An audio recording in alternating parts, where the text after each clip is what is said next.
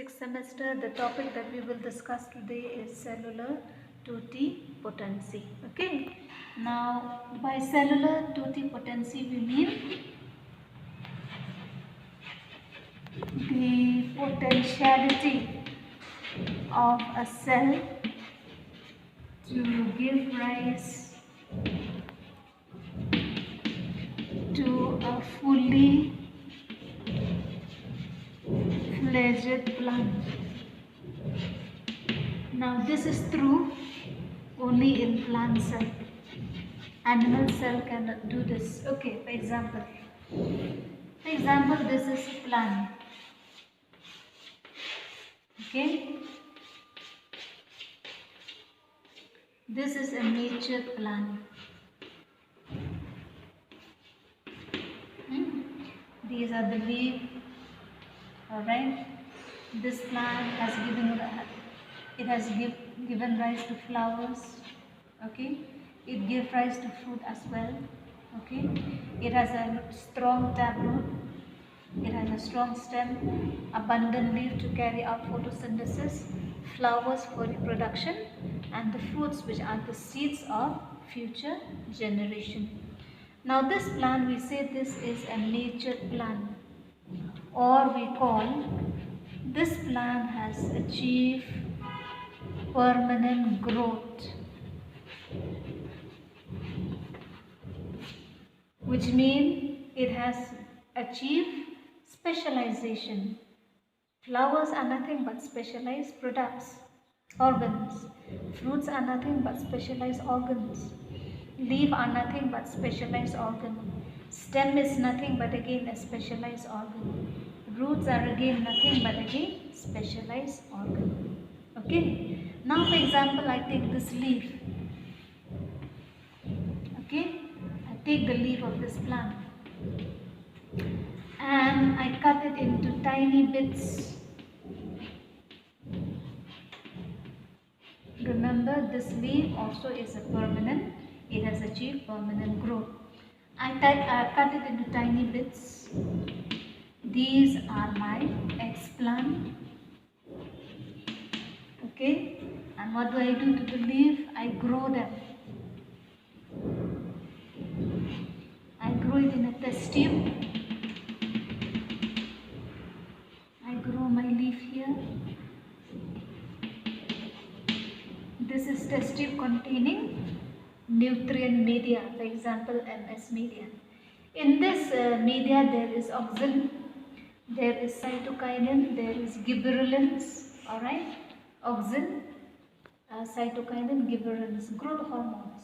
Okay, I grow this plant for example for 1 week. After 1 week,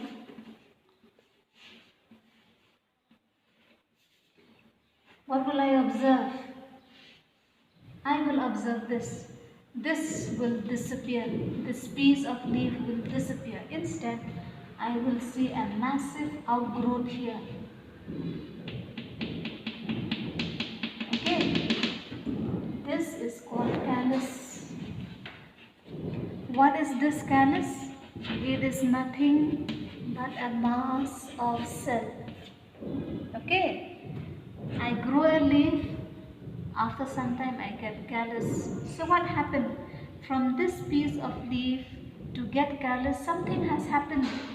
And that's something which happened, that is called growth. Okay, growth. How did it grow? By the cell becoming meristematic. Okay, the cell in this leaf which are permanent.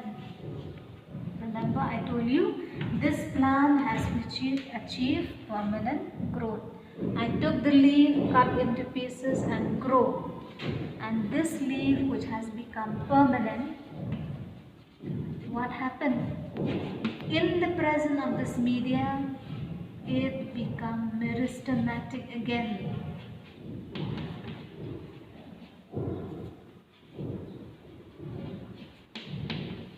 It becomes meristematic, and from permanent it is going back to being meristematic.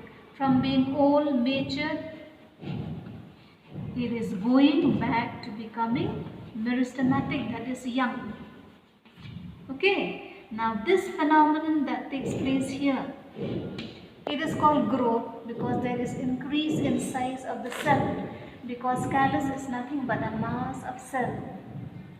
But whenever a permanent cell become meristematic, then something is happening, and that something which is happening, that is called differentiation. A permanent tissue become meristematic again. Okay, that is called redifferentiation. Return, go back.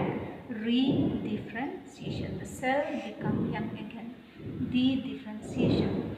So growth, alright, and redifferentiation takes place when you put a mass of a tissue which has achieved permanent stage, grow it in a culture media, alright, you will get a mass of cell which is called callus. And during this stage, two things happen. Growth, increase in size, because growth is nothing but addition of cells, alright, and again something happened. This permanent tissue become young again. It gives rise to a mass of cell, and that thing that takes place, that phenomenon is known as redifferentiation. Therefore, in this process, okay, growth and redifferentiation, they takes place side by side. What is growth? Increase in size. And what is redifferentiation? A permanent tissue becoming meristematic again, becoming alive again. Okay, and this potentiality, this property, this capacity of a cell to do that, that is to achieve growth and redifferentiation, that is known as cellular totipotency. That is the property or the potentiality of a cell to give rise to a fully fledged